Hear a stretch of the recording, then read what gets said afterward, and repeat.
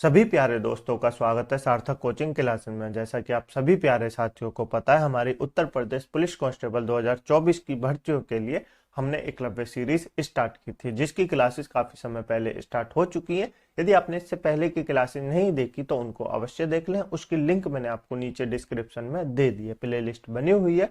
आप क्रम वाइज तरीके से सारी क्लासेसों को देख सकते हैं और अपने नोट्स बना सकते हैं। नोट्स बनाने के लिए आप हमारे टेलीग्राम ग्रुप को ज्वाइन कर लेना, उससे पीडीएफ डाउनलोड करना और अपने नोट्स बना लेना। ठीक है दोस्तों, आज का जो हमारा हिस्ट्री का टॉपिक है, चैप्टर है, वो है हर्षवर्धन। क्या दोस्तों, वर्धन वंश के बारे में आज हम जानेंगे। ठीक है दोस्तों, वर्धन वंश, चोल वंश और पल वंश के इनके बारे में आज हम जानेंगे। ठीक है, तो चलिए बिना देर के हुए हमारे आज की हिस्ट्री की क्लास स्टार्ट करते हैं। लेकिन उससे पहले जो प्यारे दोस्त नए हैं वो चैनल को सब्सक्राइब कर लेंगे, वीडियो को लाइक कर देंगे, दोस्तों में शेयर कर देंगे। ठीक है दोस्तों, चलिए अपनी क्लास स्टार्ट करते हैं। देखिए दोस्तों, सबसे पहले हम पढ़ेंगे पुष्पभूति वंश या वर्धन वंश के बारे में। हमारा अध्याय नंबर यानी चैप्टर नंबर 22 चल रहा है और जिसमें हम पढ़ेंगे पुष्पभूति वंश या वर्धन वंश के बारे में। ठीक है, डिटेल में पढ़ेंगे। मैं आपको एक एक कॉन्सेप्ट बताता रहूंगा, आप उनको नोट करते रहेंगे। ठीक है, चलिए दोस्तों, गुप्त वंश के पतन के बाद, गुप्त वंश कल पिछली क्लास में हमने क्या पढ़ा था, तो मैंने आपको पढ़ाया था गुप्त वंश। उससे पहले कुषाण वंश पढ़ाया था। तो कुषाण वंश के समकालीन कौन थे? गुप्त वंश थे। उनके समकालीन कौन थे? ये सब थे। तो हम जो पढ़ रहे हैं वो क्रमबद्ध तरीके से पढ़ रहे हैं, आप ये नोट करेंगे। ठीक है, गुप्त वंश के पतन के बाद जिन नए राजवंशों का उद्भव हुआ उनमें मैत्रिक, मौखरिक, पुष्पभूति, प्रवर्ती गुप्त और गौड़ प्रमुख थे।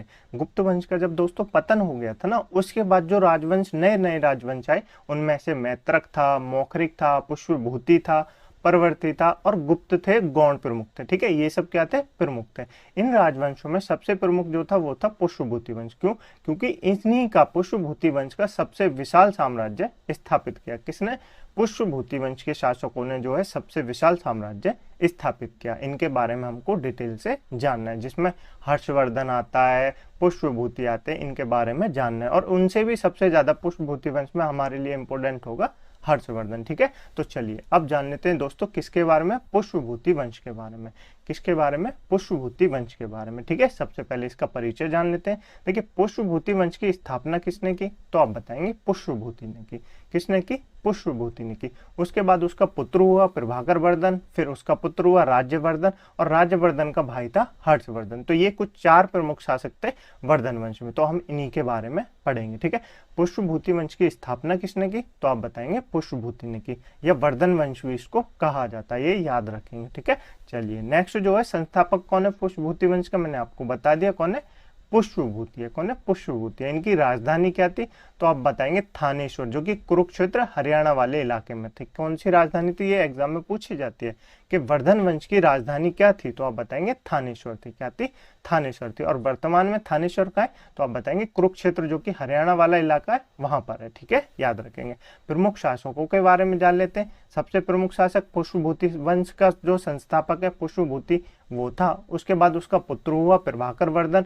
उसका विवाह किससे हुआ? उसका विवाह यशोमती से हुआ, जिससे उसकी 3 संतानें हुई। एक तो राजवर्धन, हर्षवर्धन और राजश्री। कौन कौन सी हुई? राजवर्धन, हर्षवर्धन और राजश्री। ठीक है, प्रभाकर वर्धन एकमात्र ऐसा शासक था जो प्रथम स्वतंत्र शासक बना वर्धन वंश का। पुष्पभूति वंश जो था, पुष्पभूति जो था, वो स्वतंत्र शासक नहीं था। ठीक है, प्रभाकर वर्धन स्वतंत्र शासक था और उसने परम भट्टारक और महाराजा धीराज की उपाधि धारण की। कौन कौन सी की?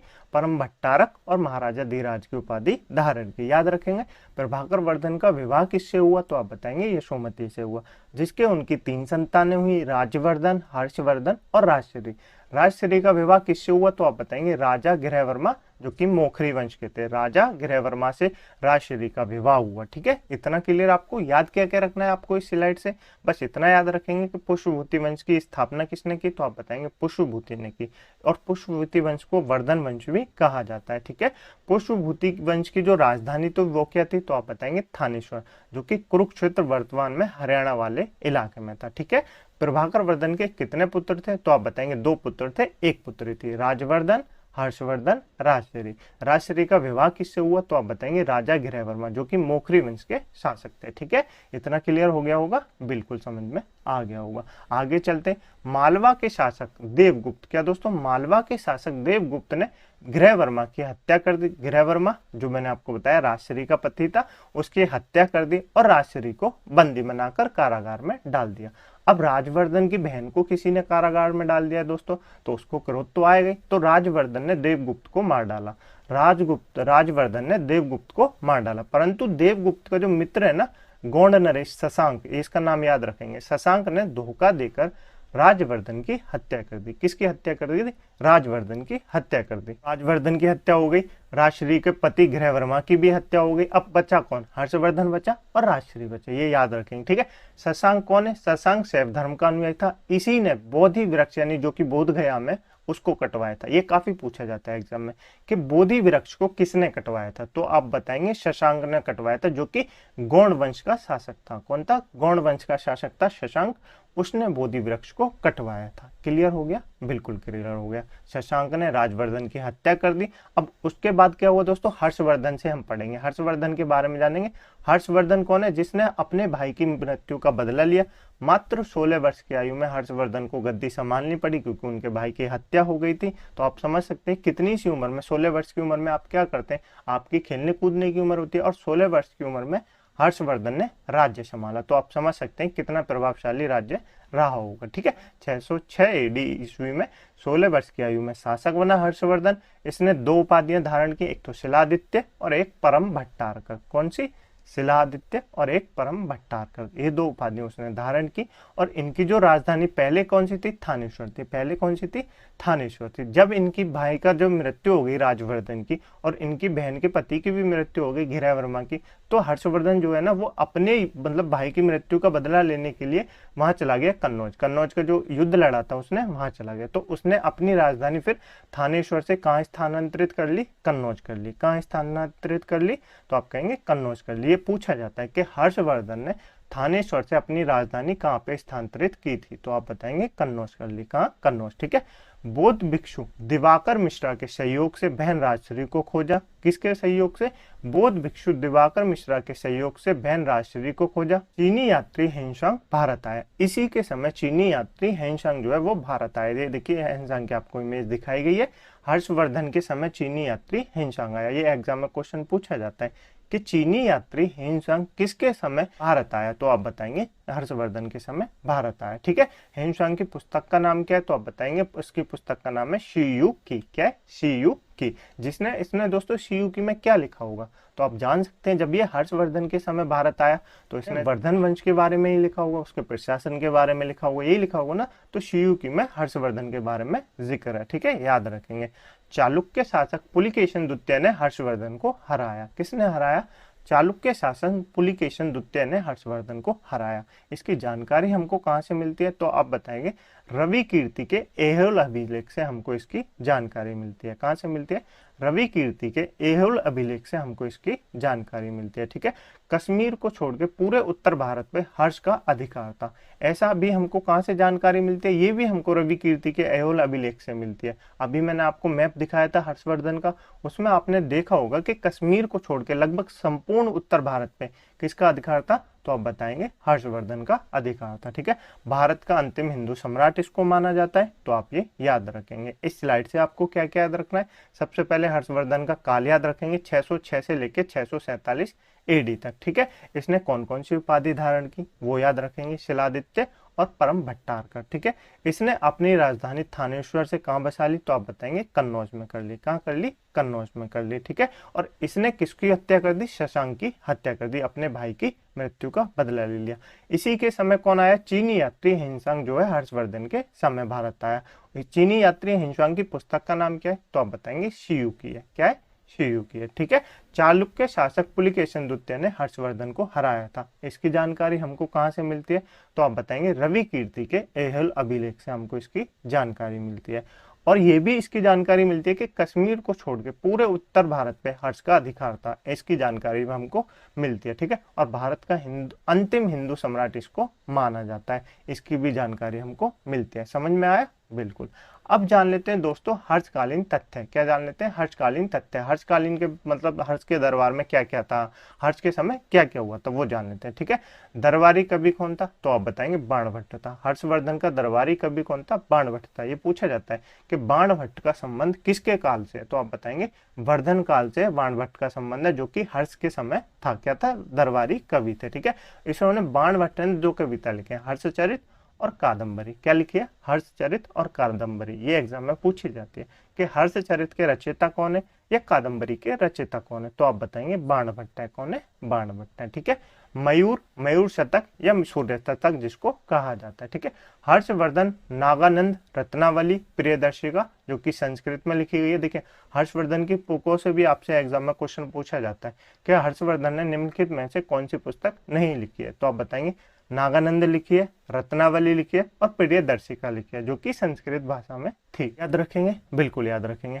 पूछी जाती है दोस्तों एग्जाम में हर्षवर्धन की पुस्तकों के नाम, नागानंद, रत्नावली, प्रियदर्शिका, जो कि संस्कृत भाषा में लिखी गई थी। ठीक है, नेक्स्ट है हर्ष प्रारंभ में शैव परंतु बाद में बौद्ध था। बाद में दोस्तों पहले हर्ष किसको मानता था? तो आप कहेंगे पहले हर्ष शैव धर्म को मानता था, उसके बाद बौद्ध धर्म को मानने लगा, और बौद्ध धर्म की भी किस शाखा को? महायान शाखा को। कौन सी शाखा को? महायान शाखा को। ठीक है, हर्ष के समय में नालंदा महाविहार, क्या दोस्तों? नालंदा महाविहार महायान बौद्ध धर्म की शिक्षा का प्रधान केंद्र था। ये मैंने आपको बताया था। नालंदा की स्थापना किसने की?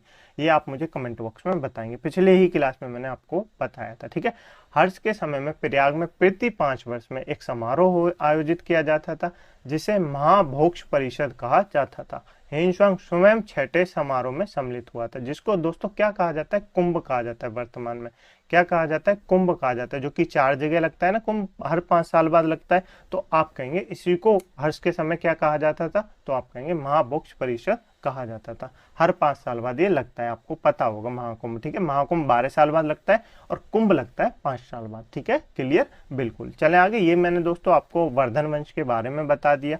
क्या क्या बता दिया? वर्धन वंश के संस्थापक कौन थे, वर्धन वंश की राजधानी क्या क्या थी, हर्ष से जितने इंपोर्टेंट क्वेश्चन थे वो भी मैंने आपको बता दिया। ठीक है, इतने ही हर्षवर्धन या वर्धन वंश से आपके बारे में पूछा जाएगा आपसे एग्जाम में, इससे ज्यादा नहीं पूछा जाएगा। ठीक है, अब चलते हैं नेक्स्ट, जान लेते हैं दोस्तों हमारा अध्याय नंबर 23 के बारे में।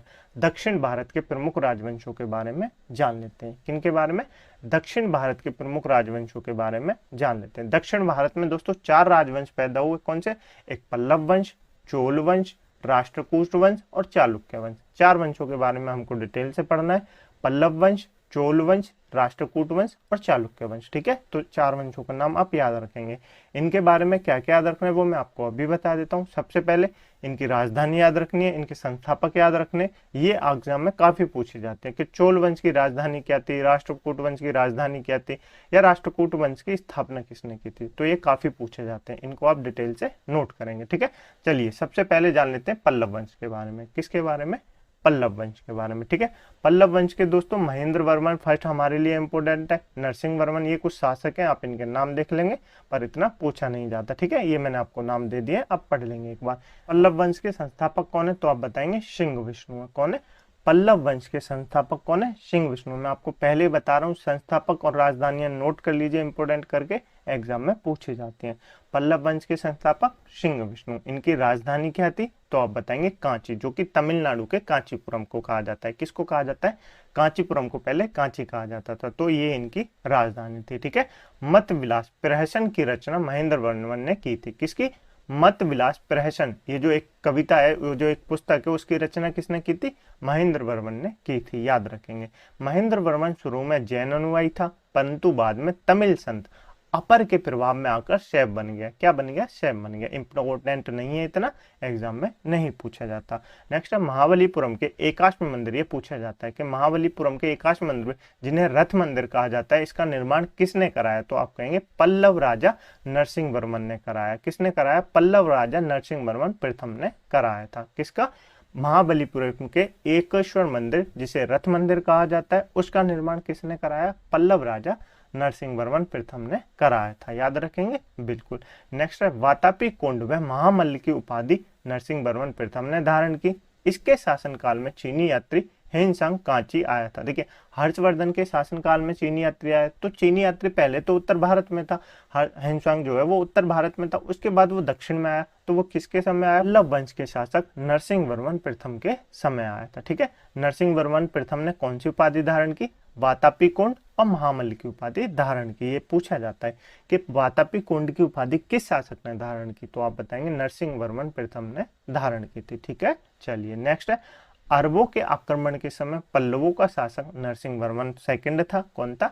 नरसिंह वर्मन सेकंड था जब अरबों का आक्रमण हुआ भारत पे। ठीक है, उसने कांची के कैलाशनाथ मंदिर का निर्माण कराया, जिसे राज सिद्धेश्वर मंदिर भी कहा जाता है। ये भी पूछा जा सकता है कि कैलाश मंदिर का निर्माण किसने कराया है, तो आप बताएंगे राज सिद्धेश्वर जिस मंदिर को कहा जाता है उसका निर्माण नरसिंह वर्मन सेकंड ने कराया। ठीक है, नेक्स्ट है, इसी मंदिर के निर्माण से द्रविड़ स्थापत्य कला की शुरुआत हुई। महाबलीपुरम में शोर का निर्माण भी नरसिंह वर्मन सेकंड ने किया था। देखिए ये क्या होता है? द्रविड़ शैली मैंने आपको बताई थी, 3 प्रकार की शैली होती है। कौन सी होती है? द्रविड़ शैली होती है, नागर शैली होती है, एक बेसर शैली होती है। 3 प्रकार की शैलियां होती हैं। ठीक है, ये मैंने आपको बताया था। और जब हम कला एवं संस्कृति पढ़ेंगे अलग से चैप्टर, अलग से जो हम क्लास लेंगे उनके बारे में भी मैं आपको डिटेल से बता दूंगा। आप बस अभी यहाँ याद रखिए कि दक्षिण में कौन सी शैली होती है, तो आप बताएंगे द्रविड़ शैली होती है, और उत्तर में कौन सी शैली होती है, तो आप कहेंगे नागर शैली होती है, और बीच में जो होती है उत्तर और दक्षिण के बीच में जो स्थान है वहां कौन सी शैली होती है?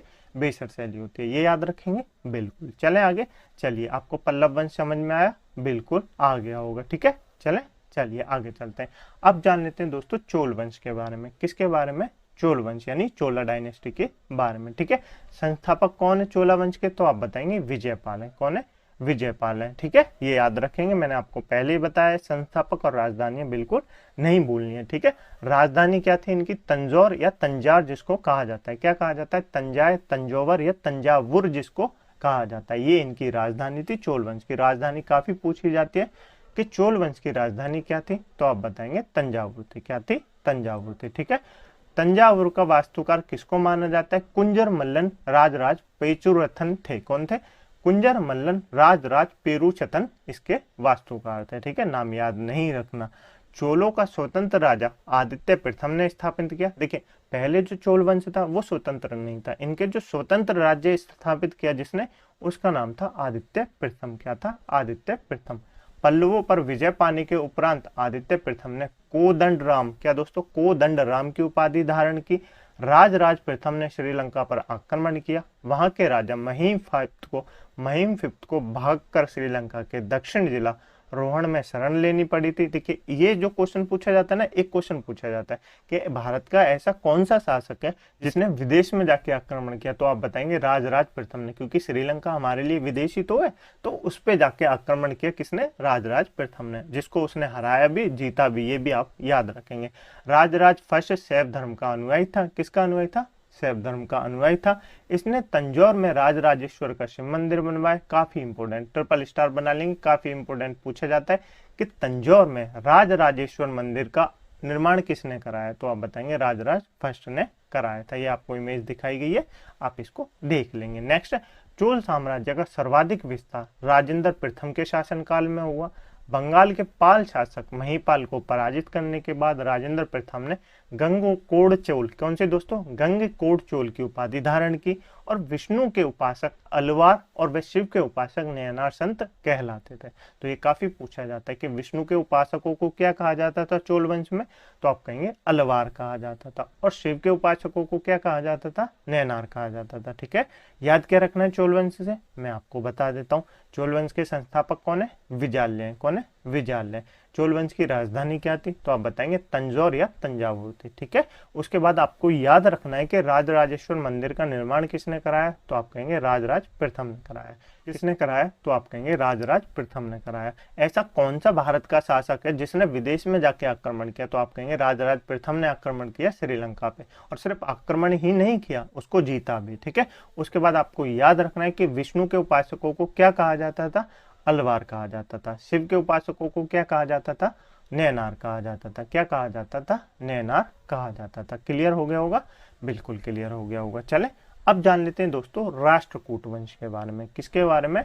राष्ट्रकूट वंश के बारे में जान लेते हैं। ठीक है, राष्ट्रकूट वंश के संस्थापक कौन थे? तो आप बताएंगे दंतीदुर्ग थे। कौन थे? दंतीदुर्ग थे। इंपॉर्टेंट है, याद रखेंगे, काफी पूछा जाता है कि राष्ट्रकूट वंश के संस्थापक कौन थे? तो आप बताएंगे दंतीदुर्ग थे। कौन थे? दंतीदुर्ग थे। ठीक है, शुरुआत में वे कर्नाटक के चालुक्य राजाओं के अधीन थे, उसके बाद अलग हो गए, इन्होंने अपना स्वतंत्र राज्य बना लिया। इसकी राजधानी कौन सी थी? मानिकर या मान्यखेत थी। ये भी काफी पूछा जाता है। राष्ट्रकूट वंश की राजधानी क्या थी? तो आप बताएंगे मान्यखेत थी। क्या थी? मान्यखेत थी। इनके संस्थापक कौन थे? तो आप बताएंगे दंतीदुर्ग थे। राष्ट्रकूट वंश के संस्थापक कौन थे? दंतीदुर्ग थे। ठीक है, एलोरा के प्रसिद्ध कैलाश मंदिर का निर्माण कृष्णदेव प्रथम ने कराया। किसने कराया? कृष्ण प्रथम ने कराया था। ये देखिए, आपको दिख रही है एलारो का मंदिर, बिल्कुल दिख रहा होगा। ये जो एलारो की गुफा है ना, एलोरा के प्रसिद्ध कैलाश मंदिर का निर्माण भी कृष्ण प्रथम ने करवाया था। ठीक है, आपको क्लियर हुआ? बिल्कुल। ध्रुव राष्ट्रकूट वंश का पहला शासक था जिसने कन्नौज पर अधिकार करने हेतु त्रिपक्षीय संघर्ष में भाग लिया और प्रतिहार नरेश वत्सराज एवं पाल नरेश धर्मपाल को पराजित किया। ठीक है, आपसे ये पूछा जा सकता है ऐसा कौन सा शासक था राष्ट्रकूट वंश का जिसने त्रिपक्षीय संघर्ष में भाग लिया? वो था ध्रुव। कौन था? ध्रुव। याद रखेंगे, बिल्कुल। एलोरा एवं एलिफेंटा गुहा मंदिरों का निर्माण राष्ट्रकूट के समय ही हुआ। एलोरा में 34 शैलकृत गुफाएं, इसमें से 1 से 12 तक बौद्धों के लिए समर्पित है, 13 से 29 तक हिंदुओं के लिए समर्पित है और 30 से 34 तक जैनों के लिए समर्पित है। ठीक है, बौद्ध गुफाओं में सबसे प्रसिद्ध विश्वकर्मा गुफा है जो कि संख्या नंबर 10 है। इसमें एक चैत्य है। ठीक है, यानी एक पेंटिंग है, तो आप ये याद रखेंगे। एलोरा गुफा का सर्वप्रथम उल्लेख फ्रांसीसी यात्री थेवेनेट ने 17वीं शताब्दी में किया। ये याद रखेंगे काफी कि एलोरा की गुफाओं का सर्वप्रथम उल्लेख किसने किया? तो आप बताएंगे फ्रांसीसी यात्री थेवेनेट ने 17वीं शताब्दी में किया था। ठीक है, याद क्या रखना है मैं बता देता हूँ। राष्ट्रकूट वंश के संस्थापक कौन है? तो आप बताएंगे दंतीदुर्ग है। कौन है? दंतीदुर्ग है। इनकी राजधानी क्या थी? तो आप बताएंगे मान्यकर या मान्यखेत थी। क्या थी? मान्यकर या मान्यखेत। कैलाश मंदिर का निर्माण किसने कराया? कृष्ण प्रथम ने कराया। किसने कराया? कृष्ण प्रथम ने कराया। ठीक है, ऐसा राष्ट्रकूट वंश का कौन शासक था जिसने त्रिपक्षीय संघर्ष में भाग लिया? तो आप बताएंगे ध्रुव था। कौन था? ध्रुव था। ठीक है, बाकी आपको याद नहीं रखना, बस एक चीज और याद रखेंगे, एलोरा की जो गुफाओं है ना उनका सर्वप्रथम उल्लेख किसने किया? तो आप बताएंगे फ्रांसीसी यात्री थेवेनेट ने किया 17वीं शताब्दी में। कब किया? 17वीं शताब्दी में। याद रखेंगे, बिल्कुल। अब नेक्स्ट जो जान लेते हैं वो है चालुक्य वंश के बारे में। किसके बारे में? चालुक्य वंश के बारे में जान लेते हैं। ठीक है, चालुक्य वंश दोस्तों 2 भागों में विभाजित था। एक तो कल्याणी के वंश चालुक्य वंश थे, एक वातापी के चालुक्य वंश थे। तो आप ये याद रखेंगे, इतने इंपॉर्टेंट नहीं है, बस थोड़े से याद रखेंगे कि कल्याणी चालुक्य वंश की स्थापना तेलप सेकंड ने की थी। किसने की थी? तेलप सेकंड ने की थी। बस ये याद रखेंगे। राजधानी क्या थी इनकी? मान्यखेत थी। क्या थी? मान्यखेत थी। ठीक है, सोमेश्वर प्रथम ने मान्यखेत से राजधानी हटाकर कल्याणी यानी कर्नाटक को बनाया। इस वंश का सबसे प्रतापी शासक विक्रमादित्य 6 था। ठीक है, नेक्स्ट जान लेते हैं दोस्तों वातापी के चालुक्य वंशों के बारे में। किसके बारे में? वातापी के चालुक्य वंश के बारे में। जयसिंह वातापी के चालुक्य वंश की स्थापना करता है। कौन करता है? जयसिंह। इनकी राजधानी क्या थी? तो आप बताएंगे वातापी थी, जिसको बीजापुर के निकट थी। ठीक है, कौन सी थी? वातापी इन्हों की राजधानी थी। पुलकेशिन सेकंड ने हर्षवर्धन को हराकर परमेश्वर की उपाधि धारण की। किसकी उपाधि धारण की? परमेश्वर की उपाधि धारण की। इसने दक्षिणापथेश्वर की भी उपाधि धारण की थी। और पल्लव वंशी शासक नरसिंह वर्मन प्रथम ने पुलकेशिन को हरा दिया। कब हरा दिया? पुलकेशिन को हरा दिया और लगभग दोस्तों 642 ईस्वी में इसको पराजित कर दिया। देखिए, पुलकेशिन द्वितीय ने तो हर्षवर्धन को हरा दिया, लेकिन जो पल्लव वंश का शासक था ना नरसिंह वर्मन, उसने पुलकेशिन सेकंड को हरा दिया। कब हरा दिया? 642 ईस्वी में हरा दिया। उसकी राजधानी बादामी पर अधिकार कर लिया। संभवतः इसी युद्ध में पुलकेशिन सेकंड मारा गया था। इसी विजय के बाद नरसिंह वर्मन ने वातापी कोंड की उपाधि धारण की थी। मैंने आपको बताया था कि नरसिंह वर्मन ने वातापी कोंड की उपाधि धारण की थी, बिल्कुल बताया था। ठीक है, तो चालुक्य वंश के बारे में भी हमने जान लिया। मुझे उम्मीद है दोस्तों आज की क्लास आपको बहुत अच्छी लगी होगी। अगर आपको क्लास अच्छी लगी है तो वीडियो को लाइक कर दें, दोस्तों में शेयर कर दें, चैनल को सब्सक्राइब जरूर कर लें। ठीक है, अगर आपको क्लास समझ में नहीं आई है तो आप एक बार इससे फिर से देखना, आपको क्लियर हो जाएगी। ठीक है, कमेंट बॉक्स में अपने ओपिनियन बताना ना भूलें कि आपको क्लास कैसी लगी। यदि आपको क्लास अच्छी लगी है तो मुझे उम्मीद है वो भी अपने फीडबैक अवश्य शेयर करें। ठीक है, इस क्लास की पीडीएफ डाउनलोड करने के लिए आप हमारे टेलीग्राम ग्रुप को ज्वाइन कर सकते हैं, जिसकी लिंक मैंने आपको नीचे डिस्क्रिप्शन में दे दिया। वहां जाके आप हमारे टेलीग्राम ग्रुप को ज्वाइन कर सकते हैं और इसकी पीडीएफ डाउनलोड कर लेना। फिर अपने हाथों से नोट्स अवश्य बनाना, ठीक है। नोट्स इसलिए बनाना ताकि आपकी चीजें है ना आपको ज्यादा से ज्यादा याद हो सके, ठीक है। तो अपने नोट्स अवश्य बनाएं और हर रोज बनाएं, ठीक है। चलिए मिलते हैं अगली क्लास में एक नए चैप्टर के साथ। तब तक के लिए अपनी पुरानी क्लासों का रिवीजन अवश्य करते रहिए, नोट्स अवश्य बनाते रहिए, ठीक है, और पढ़ते रहिए। चलिए मिलते हैं अगली क्लास में एक नए चैप्टर के साथ। तब तक के लिए अपना ध्यान रखिएगा। जय हिंद, जय भारत।